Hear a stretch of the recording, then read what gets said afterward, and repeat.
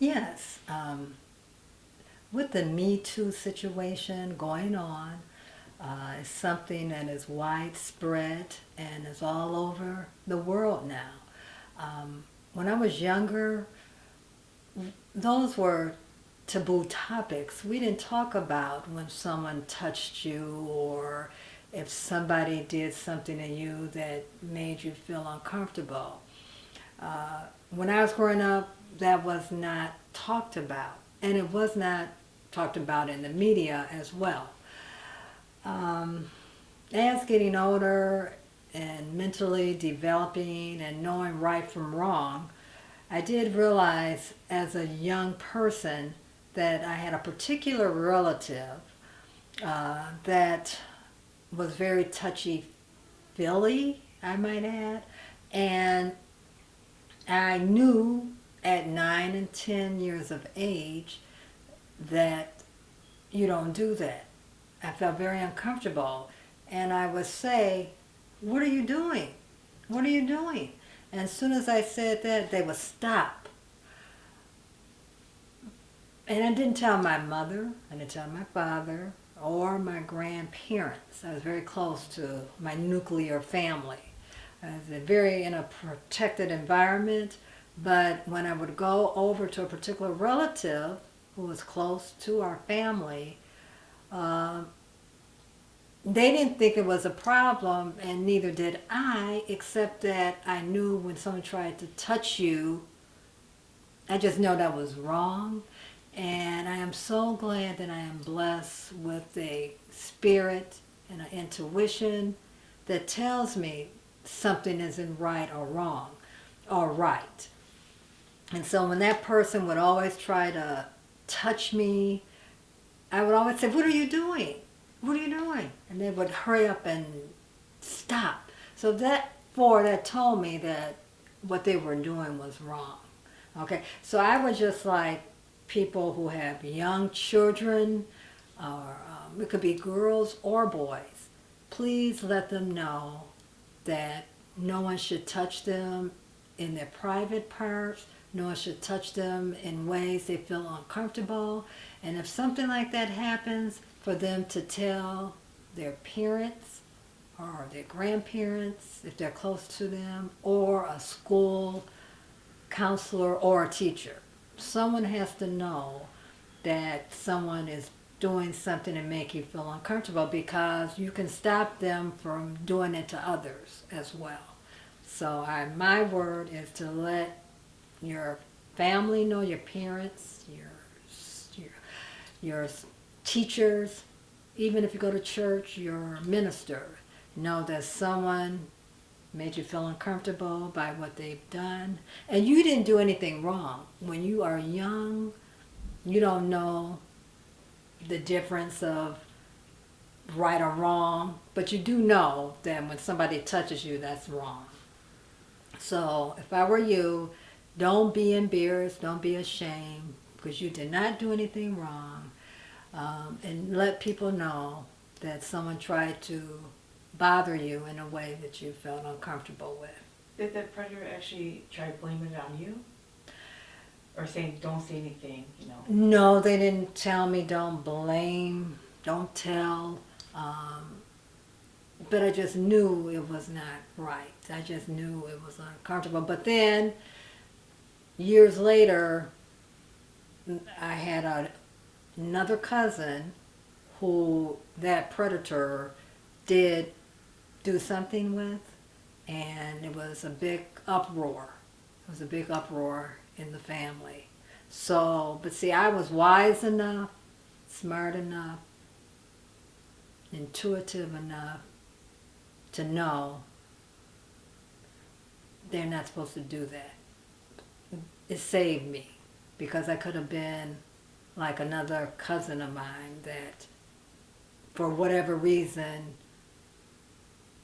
didn't say no. So you have to say no, or say, "What are you doing?" no matter how old you are. Or run off from it. Or run away from it, that's what I meant. Yeah, and then just let somebody know. If I had to do it all over again, I would tell my mother, or I would tell my dad, or would tell my grandfather, who I was very close to. Yes. So I've taught my children growing up, don't let anybody touch you that you don't feel comfortable with. And another thing, I would not let my children spend a night over anybody's house.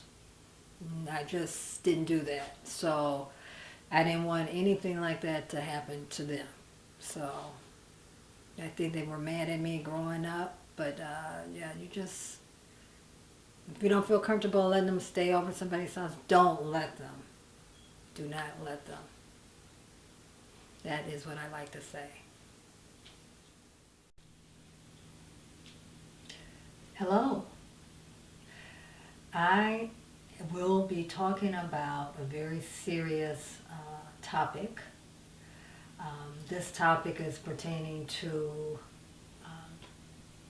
I would have to say, as a teenager, I had one or two male friends that I felt were or could have been abusive.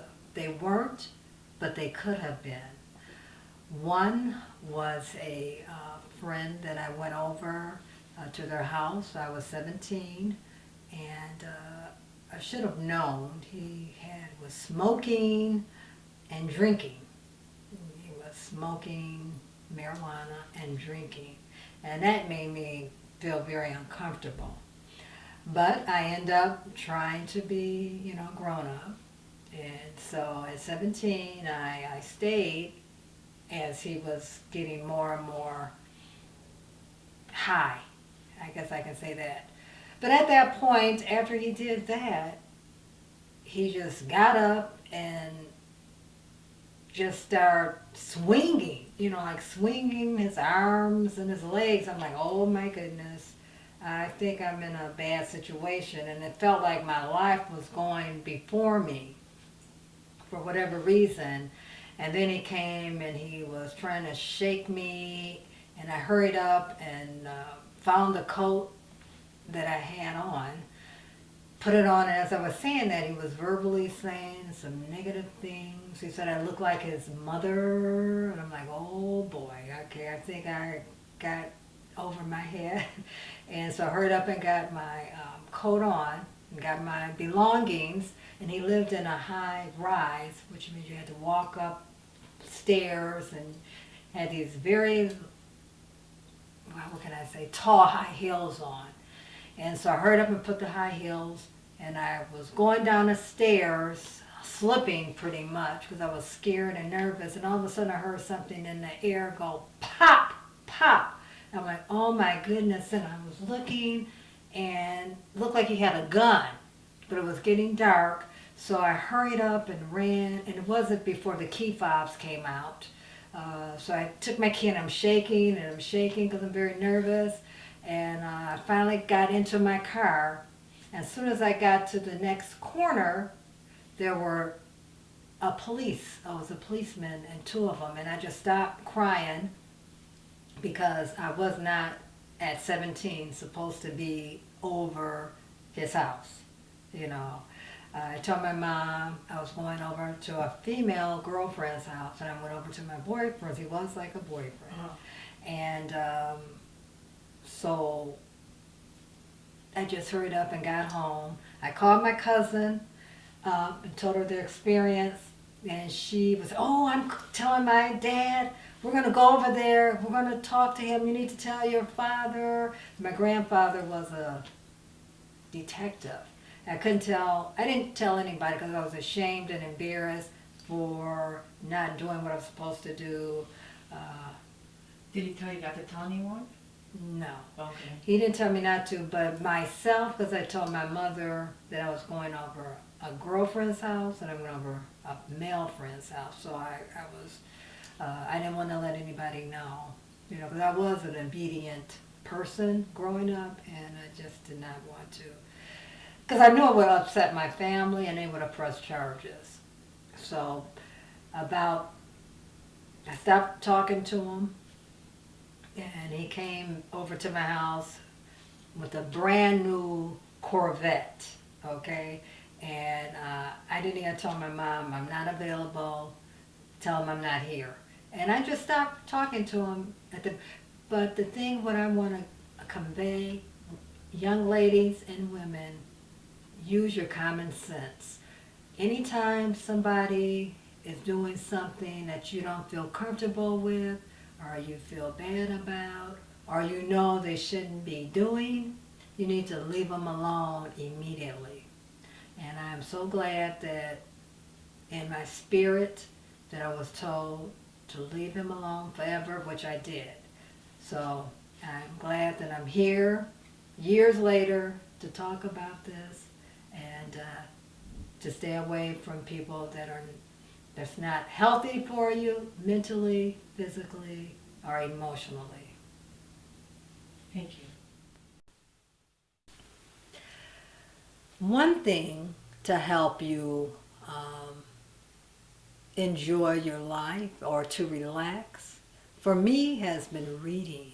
I've always been a reader since I was probably first, second, third grade. I got my first, what I can call my library card. And it made me feel so independent. I would take my little bike. I had my mom put a little basket on the back of my bike. And I would go up to the library, which was about 3 or 4 blocks away. And I would go in there to the children's section, because I would ask the librarian what section did she feel that was appropriate for me.